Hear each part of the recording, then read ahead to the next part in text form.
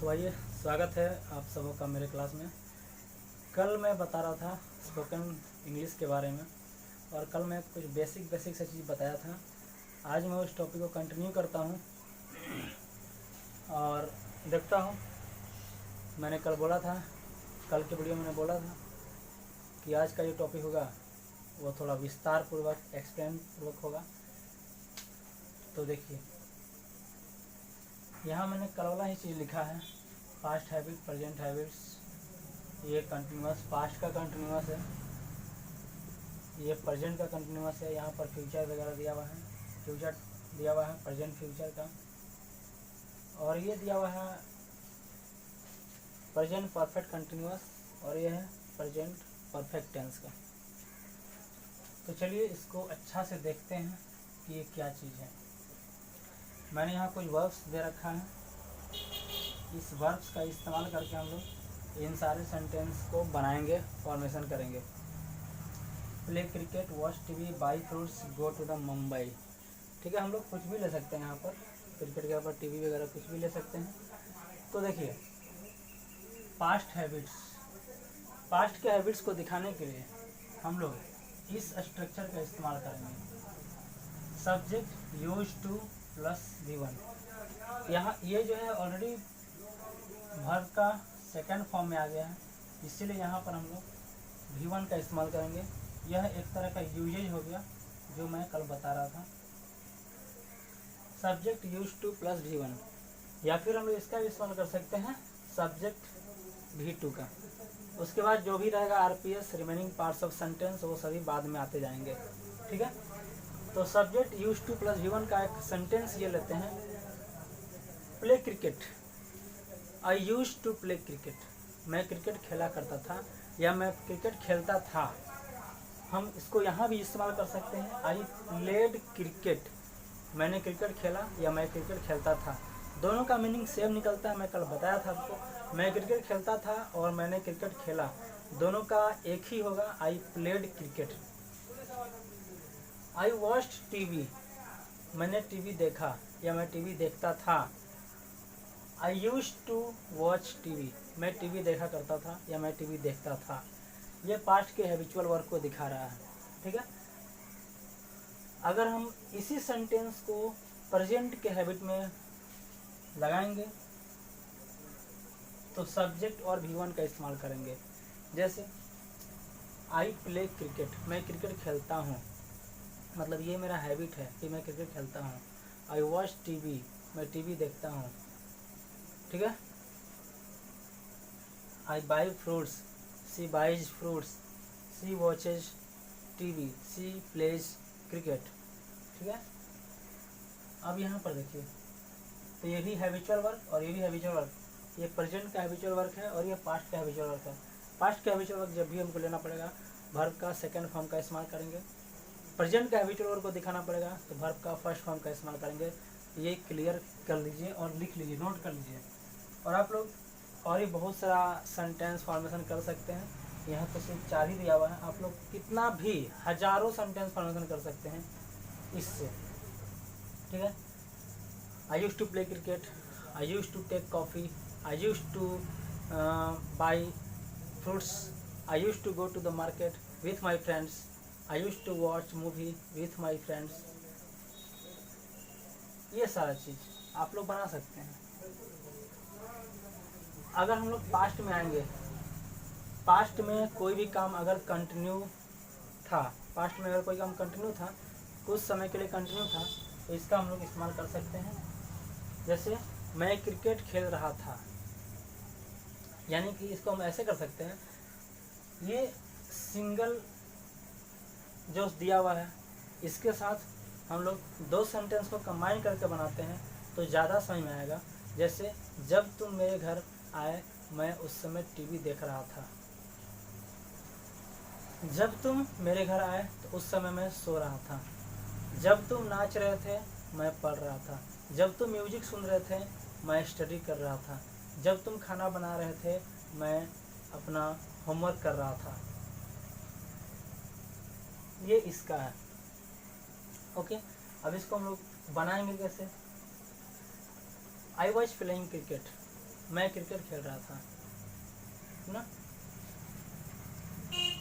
I was watching TV, मैं TV देख रहा था। आई वॉज बाइंग फ्रूट्स, मैं फ्रूट्स खरीद रहा था। I was going to Mumbai, मैं मुंबई जा रहा था। When you called me I was going to Mumbai, जब तुमने मुझे कॉल किया मैं मुंबई जा रहा था। When you called me I was playing cricket, I was watching TV, जब तुमने मुझे कॉल किया मैं क्रिकेट खेल रहा था, मैं टीवी देख रहा था। ठीक है, ये सेंटेंस, इस तरह का सेंटेंस आप लोग आराम से बना सकते हैं, बहुत सारा सेंटेंस बना सकते हैं। When you called me, I was drinking water.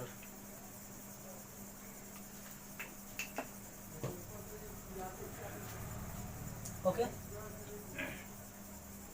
अब यहाँ पर प्रेजेंट में अगर आएंगे, प्रेजेंट की जब बात करेंगे हम लोग, आई एम प्लेइंग क्रिकेट, मैं क्रिकेट खेल रहा हूँ। सी इज डांसिंग, वह डांस कर रही है। यू आर वॉचिंग टेलीविजन, तुम टेलीविजन देख रहे हो। यू आर वॉचिंग मूवी, तुम मूवी देख रहे हो। You are watching holiday movie.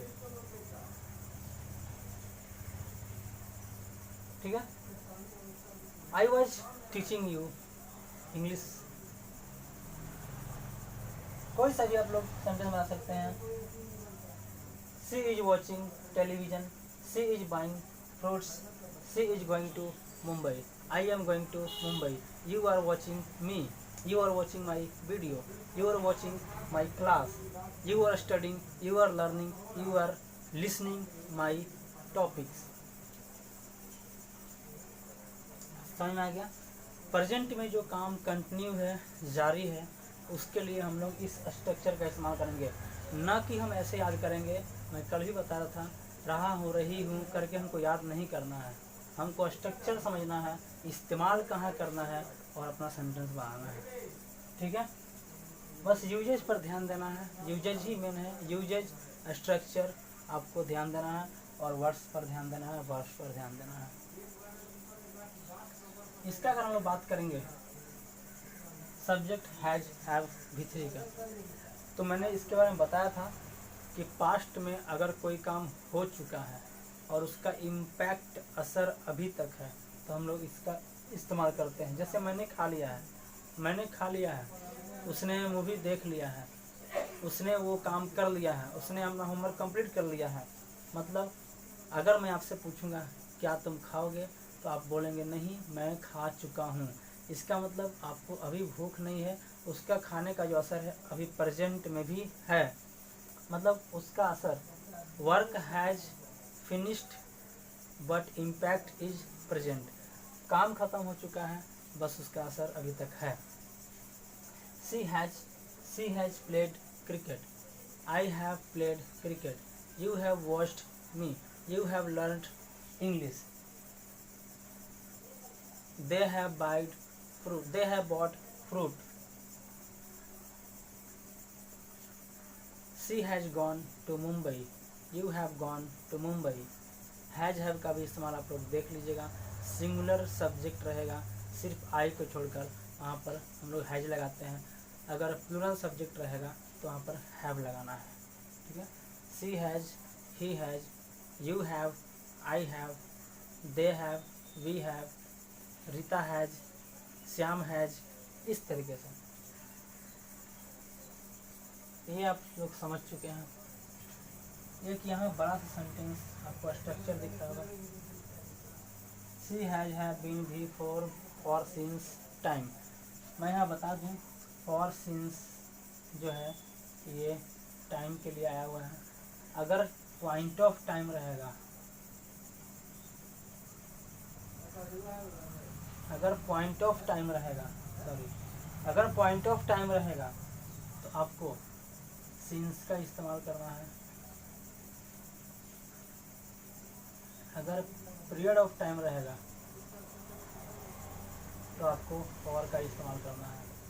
Point of time, period of time का मतलब क्या होता है? पॉइंट ऑफ टाइम का मतलब होता है कोई फिक्स समय, ऐसा टाइम जिससे पता चले कि वो निश्चित समय है। पीरियड टाइम से किसी फिक्स टाइम का पता न चले कि कितने बजे, कब।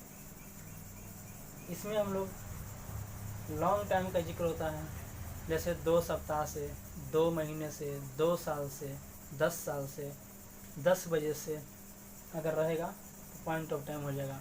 4 बजे से, शाम से, सुबह से, इवनिंग से, मॉर्निंग से, दोपहर से, 1947 से, 2018 से, 2020 से, जनवरी से, इस तरह से बचपन से, बुढ़ापे से, इस तरीके से अगर रहेगा तो ये पॉइंट ऑफ टाइम जिसमें फिक्स टाइम का पता चलता है।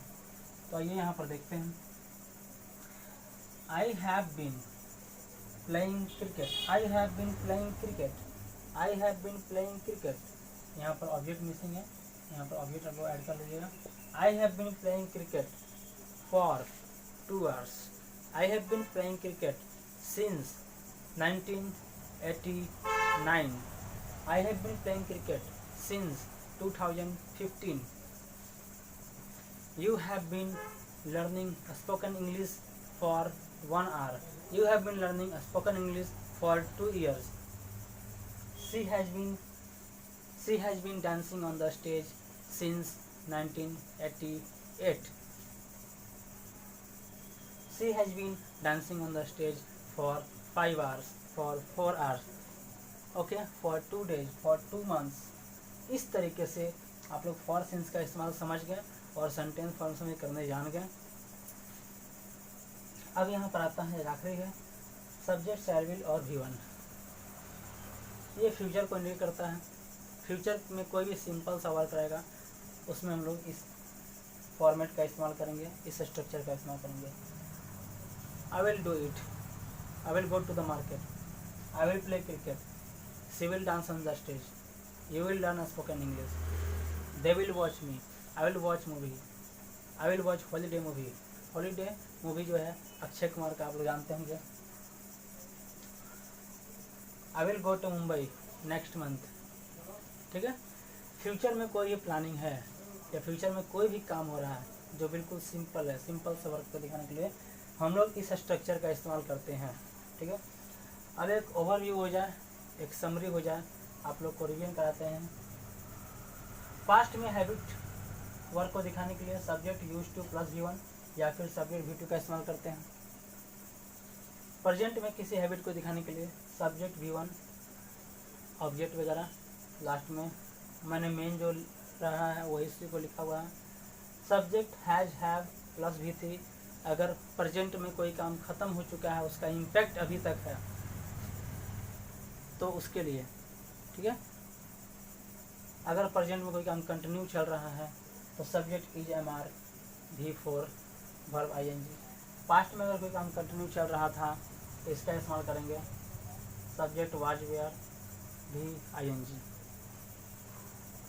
प्रेजेंट में अगर कोई काम कंटिन्यू चलते आ रहा है और वो अभी तक जारी है, सॉरी, पास्ट में अगर कोई काम चल रहा था और वो अभी तक जारी है, जैसे 2 घंटे पहले मैं क्लास ले रहा था और अभी भी वो क्लास जारी है, तो मैं बोल सकता हूँ, इस सेंटेंस का इस्तेमाल इसमें होगा कि मैं 2 घंटे से पढ़ा रहा हूँ, मैं पिछले 4 घंटे से बोल रहा हूँ, मैं पिछले 10 सालों से पढ़ा रहा हूँ। तो ऐसा मैं 10 सालों से, पास्ट में काम जारी था और अभी भी जारी है। ओके, तो उस केस में इसका इस्तेमाल करना है।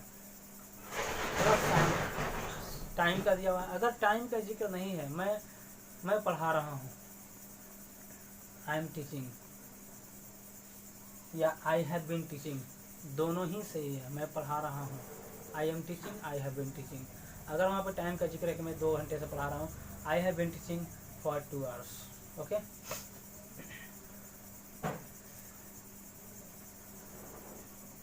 और यहाँ पर फ्यूचर में अगर कोई सिंपल फ्यूचर में अगर इस्तेमाल कर रहे हैं कोई काम, मैं खाऊंगा, मैं पीऊँगा, मैं वहाँ जाऊँगा, मैं ये करूँगा, मैं इंग्लिश सीखूँगा, तो ये आप इस्तेमाल कर सकते हैं सब्जेक्ट, शैल, विल, वर्ब का फर्स्ट फॉर्म।